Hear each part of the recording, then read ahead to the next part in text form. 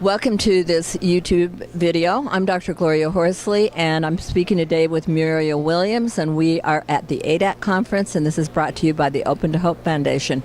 And Muriel is from Bermuda. Hi, Muriel. Hi, good morning. How are you? Good. So great to have you on this show today. Now, you deal with organ donation, you deal with grief groups, all that kind of thing in Bermuda. How many people are in Bermuda? Our population is 65,000. We have one hospital, and it's called Bermuda Organ and Tissue Donor Association. And what we do is we give information about organ donation. Actually, we work with New England Organ Bank. So if we have someone for organ donation, we collaborate with them, and they come down and they retrieve the organs.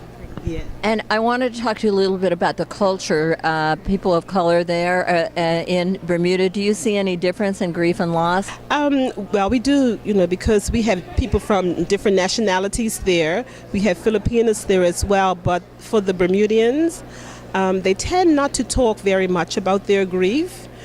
So, it's some work that needs to be done about them talking about what they feel. So it's a work in progress. And how about the hospice? Is there a big hospice movement there? Yeah, we have a hospice as well, but they come in late at the end part of death. That's when they would come in. So we need some more work to be done there as well, working with them, at least 6 months ahead of time. And what about the family? Is it a big family-oriented culture?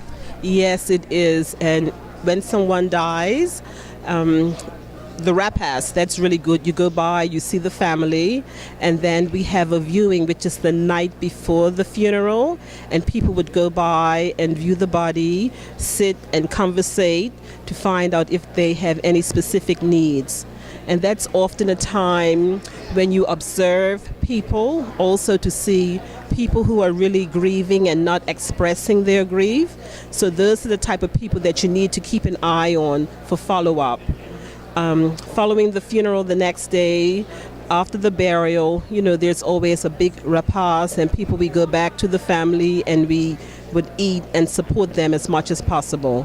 But we need to talk more about our loss. It's a cultural thing. People tend not to talk about it, so lots of education needs to be done about talking more about your grief and moving forward. Now, is there any superstition there about the death or loss, or that if you talk about it, or? No. It's just that because we're very small, people are very private.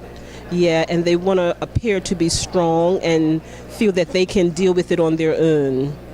That's interesting because Bermuda that size does make it. Everybody knows everybody's business. Everybody knows, yes, but people still, they like to be very private. And tell me about the groups you're running down there. President of the Bermuda Organ and Tissue Association, and that's giving support to families that have donated their loved ones' organs. And also I've started a support group in my church. And actually it's just expanded and really reaching out to the community.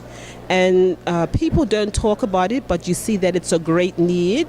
And so I find that I'm getting calls from all over, people wanting that support. Thank you so much for being on this video. And is there some place people can find you, or is there a website you'd like them to know about?